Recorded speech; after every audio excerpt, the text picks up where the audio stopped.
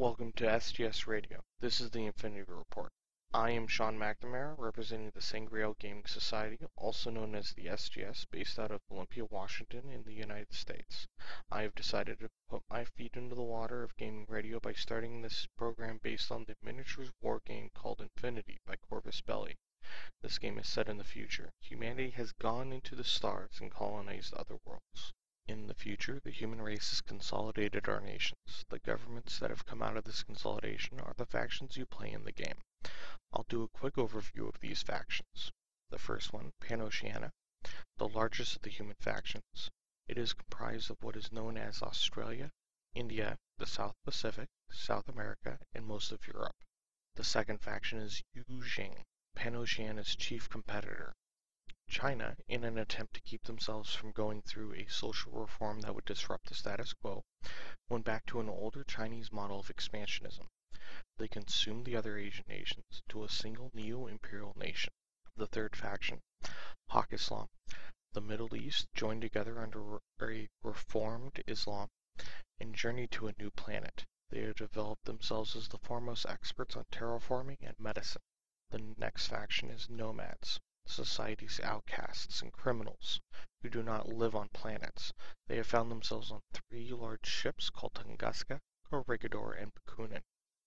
The next faction is Ariadna. In the mid-21st century, the United States of America began going through an economic crash. They found a wormhole, which led to another habitable planet. Along with France, the UK, and Russia, they launched 2 ships to colonize this new world. The wormhole, however, collapsed and stranded the ship Ariadna on the planet, while the other ship was lost. Decades later, Ariadna was found and have established themselves as a nation unto themselves. The next faction is Aleph, an AI that has developed an army that it claims it uses to protect and better the human race. Those factions comprise what is known as the human sphere, which is the territory of space that the member nations of O12 holds. O12 is the future version of the United Nations. It keeps the peace between each of these factions. There are also 2 alien races that have made their presence felt by the human sphere. The first one is the Combined Army. Several races have joined together to do the work of the Evolved Intelligence. They are directly in conflict with the human sphere. The next faction is Toha, a race that has been fighting the Combine Army for a long time and has decided to point the Combine Army and the humanity at each other. The game Infinity is turn-based, as in person A takes a turn and then person B takes a turn. However, unlike other games, with that format, if person A's unit moves, attacks, or does any action in line of sight of person B's, then person B's model can react to it. The game is advertised as "it's always your turn." This isn't exactly right. However, when it isn't your turn, you're still active on the table. Infinity isn't Warhammer or War Machine. I've played both those games, and they are fun in their own ways. Infinity draws you in, however, with a solid set of rules, constant gameplay, and inspiring storyline.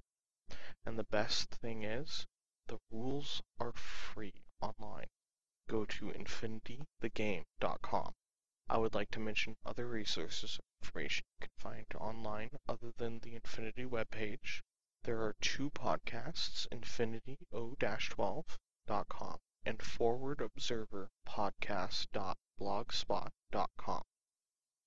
They are informative, funny, and entertaining.